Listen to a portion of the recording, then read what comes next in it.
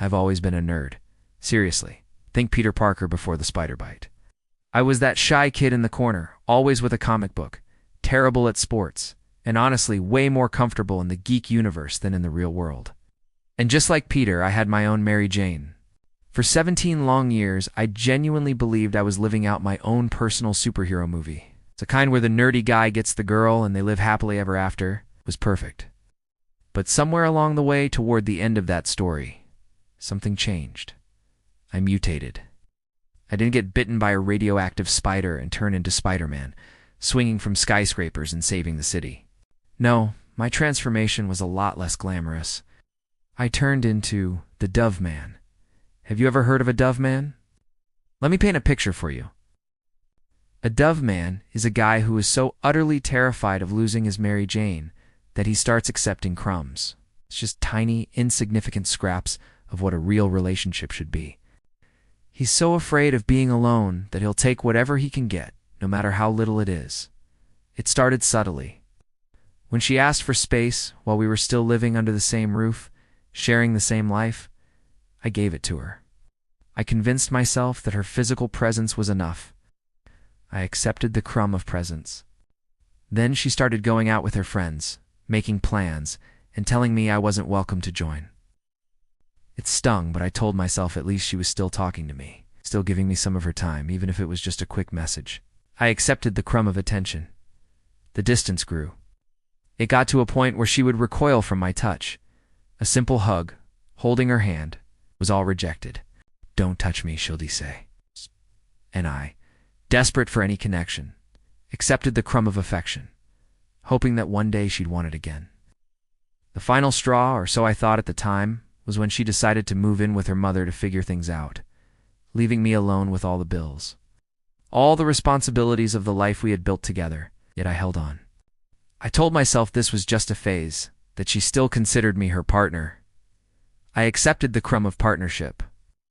I was pecking at the ground, starving for love, so hungry for the connection we once had that I was willing to eat whatever scraps she threw my way. Looking back, I see it so clearly. I had lost every ounce of my dignity.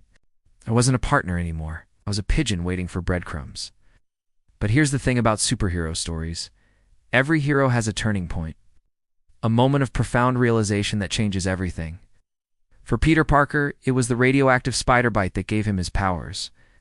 For me, it wasn't a bite, but a powerful, painful realization. The realization that my Mary Jane, the woman I fell in love with, was gone. She hadn't just left. She had been taken over by a villain. Let's call this villain Venom. Now, this Venom wasn't some slimy alien symbiote that crashed to Earth. It was something that grew from within her. It was her own confusion, her deep-seated immaturity, this sudden, overwhelming desire to experience a single life after we had married so young.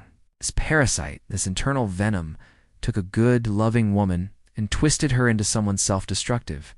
And in her self-destruction, she was destroying me too. And that's when I had my own Uncle Ben moment. You know, that pivotal scene where the hero learns their most important lesson? But my lesson wasn't with great power comes great responsibility. No, the universe whispered something different to me. The lesson I learned was, with great self-respect comes the power to walk away. It hit me like a lightning bolt. I couldn't save her from her venom.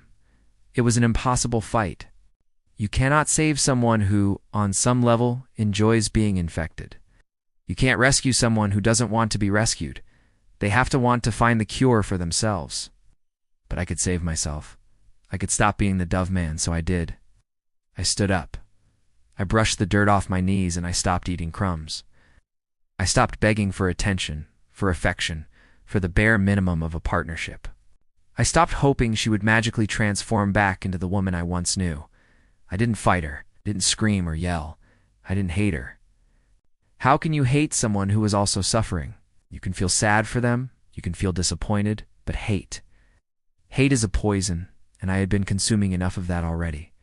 I simply understood, with absolute clarity, that my first and most important responsibility was to protect my own universe, my own well-being, my own sanity. I took off the Dove costume.